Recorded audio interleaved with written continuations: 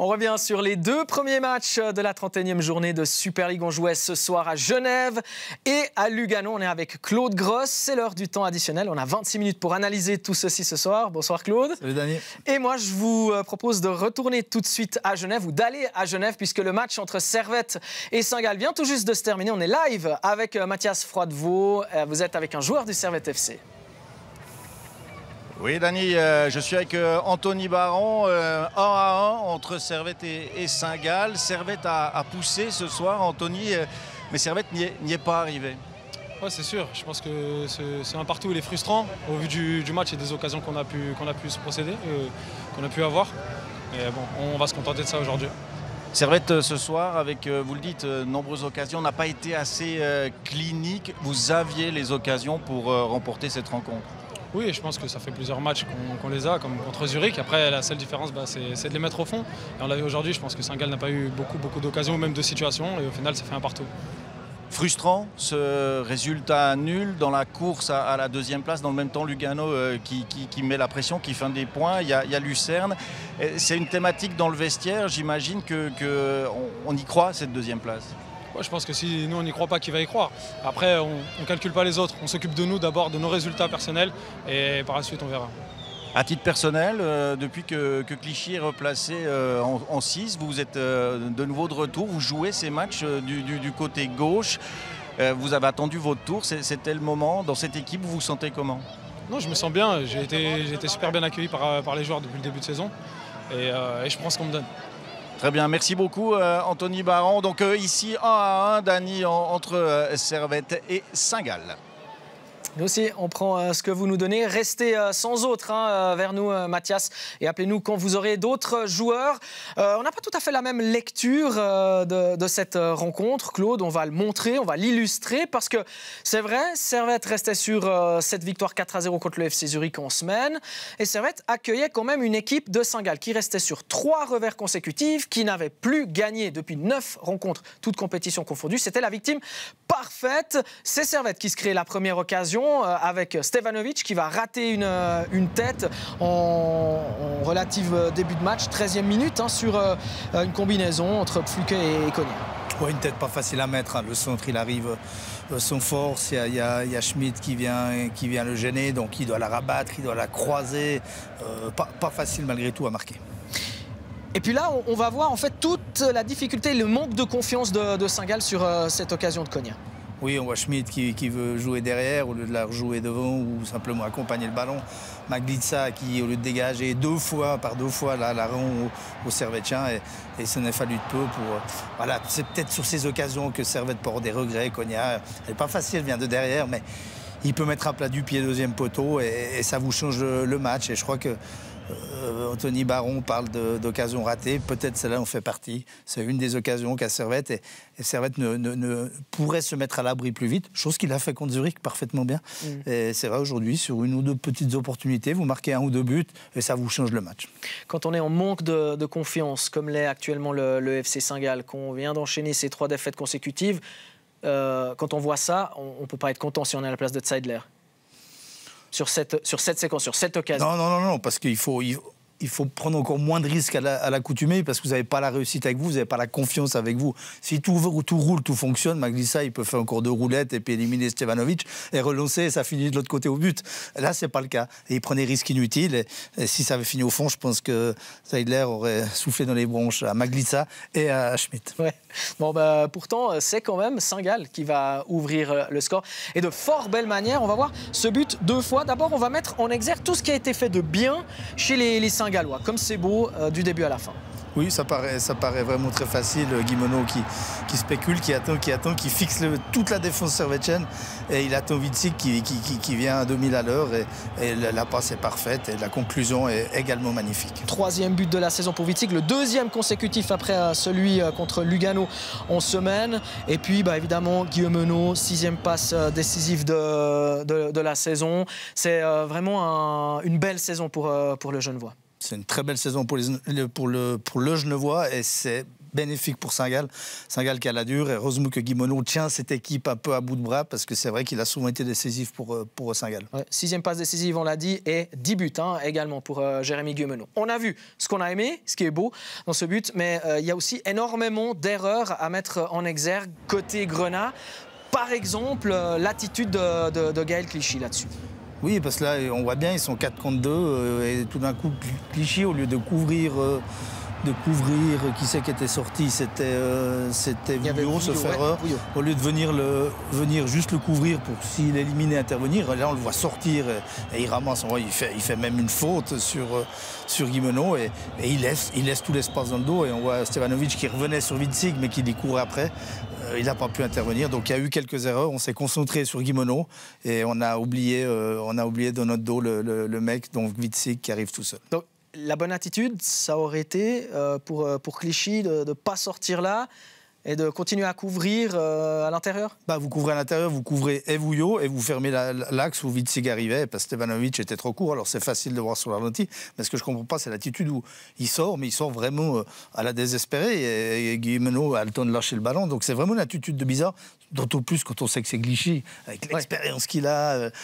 Ça m'a vraiment surpris, mais c'est vrai que c'est les 4 défenseurs servétiens à mettre à pointer du doigt parce que vraiment on est concentré sur Guimeno et on ne regarde pas ce qui vient dans le dos. 40e minute, le penalty pour Servette avec un centre de Stevanovic et la main de Witzig. On le disait déjà à la pause, c'est cruel, c'est le règlement. On n'est pas surpris quand on voit Sandro Scherer aller à la VAR, on sait qu'il va donner penalty. Ce qu'on comprend un petit peu moins avec le temps, c'est les réclamations finalement saint-galloises aujourd'hui. Et ce penalty transformé par Chris Bedia, qui d'autre, 9 buts en 18 matchs, tous marqués en 2023. Oui, il avait très peu joué en 2022 et là il revient très très fort pour revenir sur la main. Ok pour le penalty, mais il y a Schmidt de nouveau qui est sorti d'ailleurs après.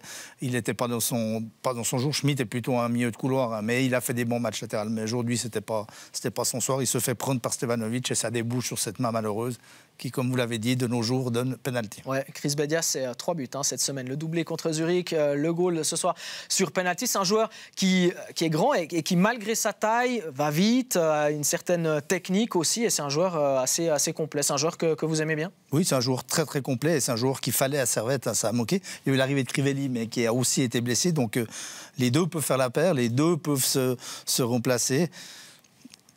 Crivelli manque quand même, puisqu'on a vu Bedia sort, c'est Rodelin qui vient devant. On se retrouve avec le problème du premier tour. Rodelin jouait centre-avant toute la saison. Maintenant, on a des attaquants. Un, il est là, il sort, et l'autre, il est malheureusement blessé. Ouais, Rodelin, on va le voir à 2 reprises. En deuxième période, il y avait un partout à la pause.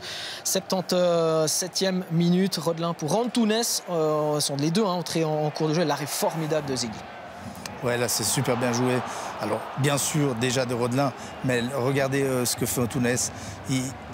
Il fait le pas de retrait, il se décale, il se propose au premier poteau, c'est magnifique. Et après, voilà, sa frappe est bonne, mais simplement, il y a le bout du tibia de Ziggy qui a dit non.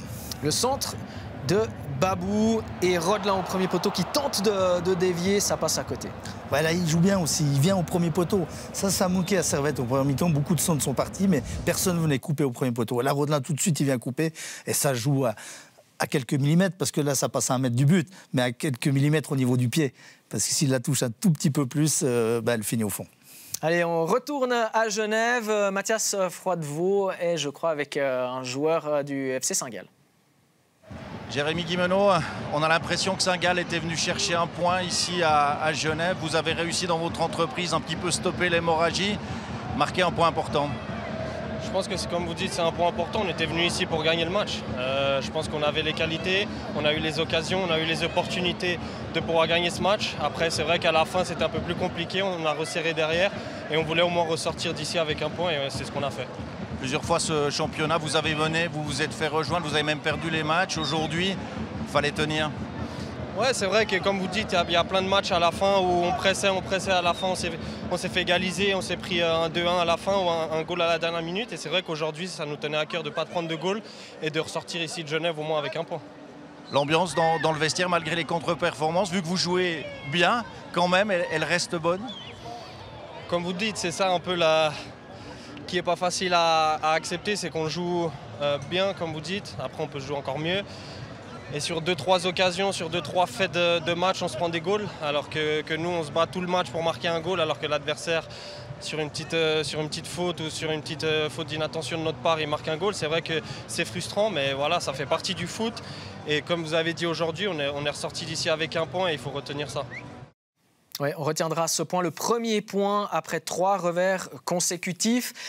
C'est un bon point, Claude, parce qu'on le rappelle, Servette est l'une des meilleures équipes à domicile. Une seule défaite pour l'instant cette saison. Et puis Saint-Gall voyage très mal, donc on prend ce qu'on peut prendre quand on est dans ce genre de spirale. Oui, il le dit clairement, ils avaient besoin de se rassurer. Ils avaient pris des matchs en fin de rencontre, les matchs précédents. Et là, ils ne voulaient pas. On a vu très clairement que le point leur satisfaisait. Donc voilà, ils ont obtenu ce qu'ils ont voulu. Déçus par Servette parce qu'en face, à contrario, il y avait vraiment la proie idéale. Surtout quand on sait que Servette veut aller chercher la deuxième place synonyme de qualif pour la Ligue des Champions. Oui, un petit peu déçu par l'attitude, mais est-ce que Servette pouvait en faire plus aujourd'hui? C'est le 3e match en une semaine. Et il manquait peut-être un peu d'énergie, peut-être, mais c'est vrai qu'on s'attendait à plus. Mais en face, il y a une équipe qui devait se relancer. Donc voilà, Servette n'a pas réussi à prendre les 3 points. Pour moi, c'est une grosse déception parce que ce point, il va servir à pas grand-chose. Même ça, avec ce point, vous allez reculer au classement. Donc c'est dommage. Ouais, cette énergie, Houssen Touati aurait peut-être pu l'amener s'il était entré un petit peu plus tôt ou titularisé. Peut-être ce sera pour la prochaine fois. On l'écoute tout de suite. Houssen Touati, Servette a poussé, Servette a eu les occasions, mais Servette n'a pas réussi à prendre ces 3 points qui étaient importants. C'est clair que les 3 points, c'est important. Maintenant, on a fait notre maximum, comme vous l'avez bien souligné. Malheureusement, on va se contenter du point aujourd'hui. Qu'est-ce qui a manqué à Servette pour s'imposer? Je pense qu'on aurait dû être plus juste sur le dernier geste. C'est ça qui a un peu pêché. On a bien poussé, on a bien exploité les côtés, il y a eu des centres. Malheureusement, on n'a pas su concrétiser. À titre personnel, vous signez ici jusqu'en 2025, vous marquez cette semaine, vous grappillez des minutes de jeu, ça se passe bien pour vous à Servette? Je fais de mon mieux pour que ça se passe bien. Maintenant, j'ai été récompensé de mon travail et j'espère continuer ainsi. Voilà pour cette rencontre entre Servette et Saint-Gall, 1-1. On passe à l'autre match de la soirée. Beaucoup de buts à vous montrer entre Lugano et Getse. Getse, c'est l'équipe en forme du moment. C'est l'équipe qui a marqué le plus de points sur les 8 dernières journées. Elle venait de battre IB 4-1. C'était mardi. Et pourtant, ce sont les Tessinois qui se montrent dangereux en premier et qui trouvent même l'ouverture du score à Lyceda après une jolie feinte d'Amoura sur un centre d'Espinosa depuis la droite. Vous me disiez, Claude, la feinte d'Amoura, ça a le poids d'une passe D. Pour moi, c'est une passe D. Le centre est magnifique, mais ensuite, si on va voir sur le ralenti, il attire deux joueurs, 2 Zurichois sur lui qui viennent se fixer. Et lui, il laisse passer, il libère toute la place derrière. Pour moi, c'est un assist. Ouais, c'est un très beau but et c'est un joueur qui nous plaît énormément. Amoura, à Lyceda aussi d'ailleurs, en l'occurrence. Lugano, qui reste sur une série de 9 matchs sans défaite à domicile. C'est la plus longue série sous Croci Torti. Mais Lugano qui va se faire surprendre parce que là, Saipi, il n'est pas optimal dans sa sortie. Ça permet à Demachai d'égaliser. Exactement, il est un peu court. Getse n'avait pas grand-chose. Il y avait une transversale peu de temps avant.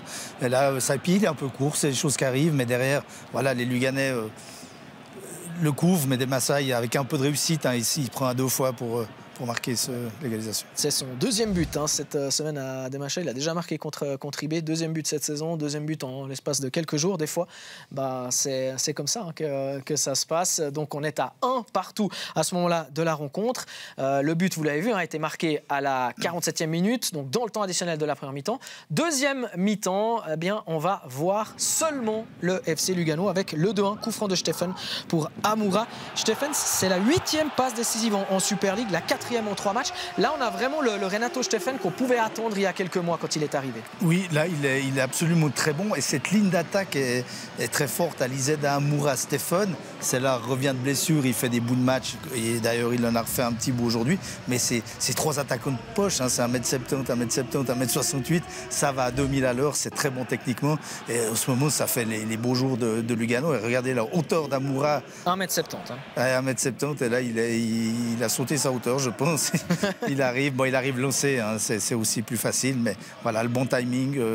Bonne élévation, un but magnifique. Ouais, on tenait à montrer ça parce que quand c'est Ronaldo, quand c'est d'autres joueurs, eh bien on le met en exergue. Et bien là, on avait aussi envie de le faire. 64e minute, le doublé d'Amoura avec ce déboulé sur le côté droit, directement appliqué sur 7 des 9 derniers buts de Lugano. Ouais, et Amoura est rarement titulaire. Hein. C'est plutôt un joueur qui rentre au cours de match.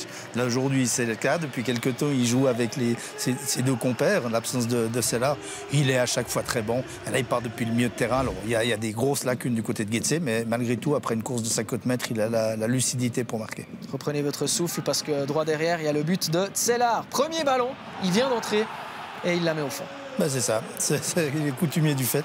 Il rentre, premier ballon, c'est gros. Voilà, donc à Lugano, souvent je trouve mes collègues durs avec ce Lugano qui n'a pas de spectacle et tout. Pour les avoir vus encore dimanche contre Sion, ces attaquants-là, et quand vous avez Sellar en plus qui peut rentrer, ça fait du poids offensif. Toutes les équipes n'ont pas ces joueurs offensifs. Hein. C'est le 14e but de Sellar, 3e au classement des buteurs derrière Nsame et Eaton. Il y a encore la place pour le 5-1, doublé d'Aliseda, 6e but de la saison. Claude, tous marqués au Cornaredo. Sur les 6, il y en a 5 contre les équipes zurichoises, 2 contre Zurich, 3 contre Getse. Bah, il faut arrêter de le prendre pour les déplacements, il faut le laisser au Tessa. Il y a des stats comme ça, des fois c'est comme ça. J'avais envie de la placer. C'est des fois marrant. Mais écoutez, elles vont ce qu'elles vont, mais elle est intéressante.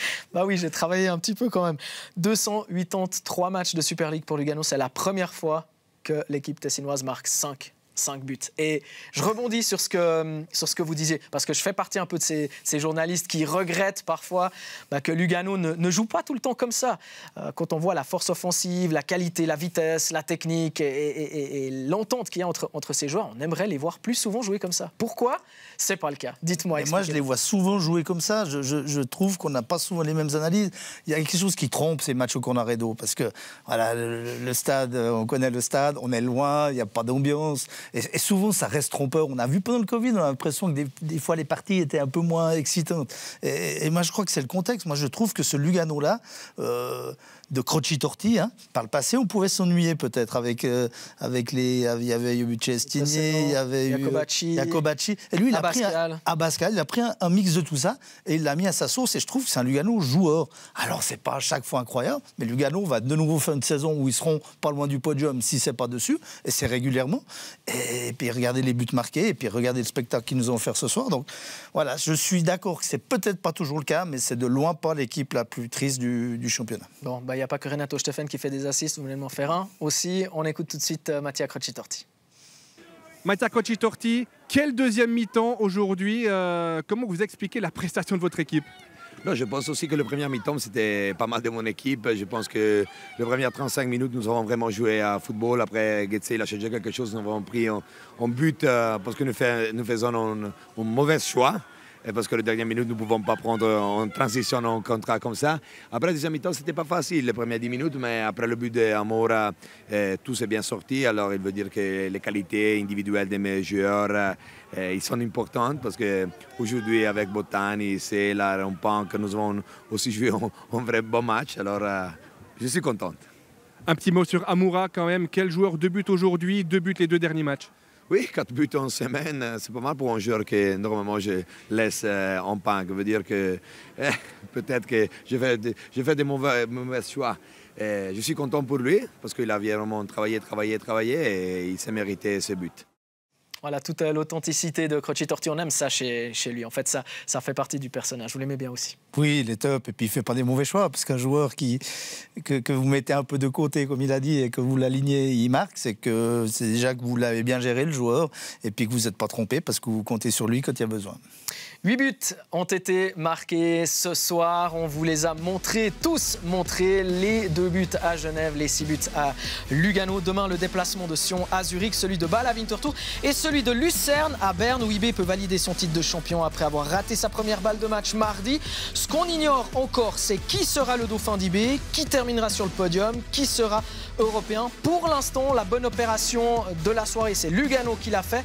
On rappelle que Lucerne joue demain, donc peut-être que la moins bonne opération a été faite par Servette ce soir. Regardez encore en bas à quel point c'est serré. 33 points pour Zurich, 30 pour Sion et 29 pour Winterthur. Il n'y avait pas de Challenge League ce soir, mais il y avait 3 matchs hier. Il y a 3 Romans qui ont joué, notamment Vincent Rigolet revient sur ces 3 rencontres. L'échéance se rapproche en Challenge League, mais la lutte est toujours aussi serrée pour les 3 premières places du classement. Thun revenait très fort dans ce tour de printemps, mais les Oberlandais se font piéger à la Maladière. L'ancien Thunois Marvin Spielmann ouvre le score pour les Rouges et Noirs à 15 minutes du terme avec l'aide d'une faute de main de Matteo Matic. Grosse erreur aussi dans la défense des hommes d'Uliforte, arrivé dans la semaine sur le banc neuchâtelois. Mathieu Gonçalves vient à peine d'entrer, il n'intervient pas sur ce ballon et Oberlin permet à son équipe de prendre un point. Deuxième match nul consécutif des hommes de Lustrinelli. Duel à distance dans cette fin de championnat entre le LS et Ville à égalité de points. Les Vaudois reçoivent Chafouz à la Tuilière. Alvin Sanchez obtient un penalty peu avant la demi-heure pour une faute de Lurvink. Custodio prend ses responsabilités et pose le ballon. Roberto part du bon côté et Custodio n'est pas plus heureux sur le rebond avec l'intervention salvatrice de Padula. Une première mi-temps où le score reste nul et vierge. Au retour des vestiaires, Chafouz va mieux et prend les devants. Mariani prend sa chance de loin, Castella repousse et l'éternel Raoul Bobadilla ouvre le score avec son 11e but de la saison. Une double mauvaise affaire pour le LS parce qu'un peu plus tôt dans la soirée, son concurrent Ville prenait l'avantage face au Stade Lozanouchi sur penalty par Endao. Retour à la Tuilière, les hommes de Magnin ne lâchent rien, la preuve sur ce corner qui traîne dans la surface. Brown s'y reprend à 2 fois et parvient finalement à égaliser, libérant au passage les supporters vaudois. Des fans du LS qui n'ont pas fini de trembler pour autant, que ce soit sur ce poteau de Bobadilla ou sur cette énorme occasion de Lika qui force Castella à donner de sa personne. La défense du LS n'est pas plus sereine sur la suite de cette action. Et quand je vous dis que ça manque de sérénité, regardez Custodio et Brown qui se fabriquent un penalty avec la faute du buteur sur Krasniqi. Serge Muller a l'occasion de remettre son équipe devant, mais Castella est dans un grand soir et se permet même de bloquer cette tentative.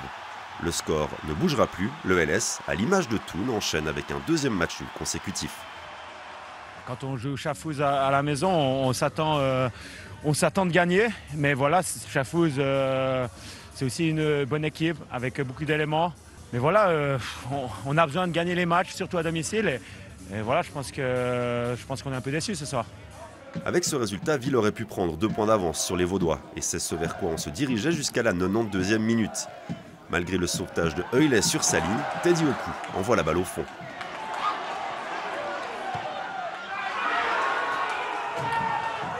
Et la fin est absolument épique avec ce bijou d'Aidini à la 95e minute. Un but qui change drastiquement le classement, le slow se relance et surtout, le point du LS n'est finalement pas une si mauvaise affaire. Quand on ne gagne pas à la maison alors qu'on voulait faire 3 points, on ne regarde pas trop à gauche, à droite actuellement. Certainement, on a enregistré les résultats. Hein, c'est pas du tout malsain de le dire, mais on sait très bien que la clé pour la montée, c'est nous qui l'avons et pas les autres équipes. Encore une fois, c'est à la fin qu'on fera les comptes. Les équipes vont être comme nous. Donc il y aura des matchs très tendus, des matchs pour les spectateurs vraisemblablement fous comme ceux-ci. Pour nous, par contre, très dur à gérer le cœur des soirées comme ça. Ouais, ces matchs très tendus, les supporters lausannois les vivent depuis le début de la saison. Est-ce qu'il faut qu'ils s'inquiètent parce qu'ils s'attendaient peut-être à un Lausanne Sport plus serein, plus souverain à quelques semaines de la fin de la saison? Est-ce qu'il faut s'inquiéter? Non, il n'y a pas de raison que Lausanne domine ce championnat avec 20 points d'avance. On savait que ça serait très compliqué, c'est le favori. Ça l'est encore à mon avis, mais c'est vrai qu'il y a beaucoup de points égarés. Mais s'ils sont encore là, s'ils sont deuxièmes, c'est que les autres équipes, ils égarent aussi beaucoup de points. Ça manque peut-être un peu de sérénité sur le match de hier, ça manque peut-être encore de plein d'autres choses. Pour être tranquille, il va falloir gagner ces matchs. Il y en a un qui arrive, il y a le derby qui arrive la semaine prochaine. Mais Lausanne est encore là. Ça sera dur jusqu'au bout. Je ne pense pas que Lausanne va finir avec 10 points d'avance. Donc ça va jouer peut-être sur la dernière journée ou l'avant-dernière journée. Ça va être dur, mais une promotion, c'est toujours difficile. Cette ligue est dure et encore plus cette année. Ouais, et on le rappelle, hein, la saison dernière, ça s'était joué à la toute dernière journée avec 3 équipes à égalité au terme de la saison. On a vu les buts de ces 3 premières rencontres. La suite et la fin, c'est demain après-midi avec les déplacements de Bellinzone au Ruglifeld et d'Yverdon au Rheinpark. Yverdon toujours leader de Challenge League avec 2 unités d'avance sur Ville. Malgré son nul, on l'a vu, hein, Lausanne gagne tout de même un point et repasse devant les Saint-Gallois. Ça se bouscule toujours au pied du podium. Thun, Le Slow, Aro ont toujours des chances d'accéder à la Super League via le barrage en tout cas. Et puis tout en bas, Xamax peut se concentrer sur un autre barrage. C'est vraiment le barrage qu'on n'imaginait pas forcément au début de saison. Non, effectivement, il va falloir bien se préparer pour cette double confrontation. Et voilà, ils ont encore leur destin entre leurs mains. Il y a quand même une différence, bien que c'est toujours ces matchs de barrage, de finale. Ce sont toujours des matchs pièges, mais Neuchâtel a quand même des arguments à faire valoir sur ces 2 matchs. On va préparer ces 2 matchs, vraiment. Et qu'est-ce qu'on fait avec les autres qui restent? On fait des expériences, on essaye de chercher l'équipe qu'on mettra sur ces 2 barrages. Qu'est-ce qu'on fait? Ah oui, nouvel entraîneur, il va chercher à mettre l'équipe à son goût, il va évaluer l'équipe. Est-ce que l'équipe est bien physiquement? Est-ce qu'on va utiliser 2 semaines pour remettre une petite charge de travail? Il faut préparer ces 2 matchs. Maintenant, au niveau comptable, ça va être compliqué de s'en sortir sans ces 2 matchs-là. Donc voilà, trouver les bons amalgames, retrouver le chemin de la victoire, parce que ça, c'est important. Vous ne pouvez pas arriver sur ces 2 matchs sans avoir gagné encore quelques points d'ici là, parce que sinon, au niveau de la confiance, c'est compliqué. Donc il y a du boulot pour Oli Forte. Merci Claude pour cette belle soirée de foot en votre compagnie. C'est toujours Merci à vous. Un plaisir, c'est très riche de passer ces soirées en votre compagnie. Merci également à vous pour votre fidélité. Demain, rendez-vous à 14h avec Michael Bugnon. Il y aura également Alain Rochat et Guillaume Fèvre qui seront là. Attention, match très très important pour le FC Sion notamment. Belle nuit à toutes et à tous. Ciao.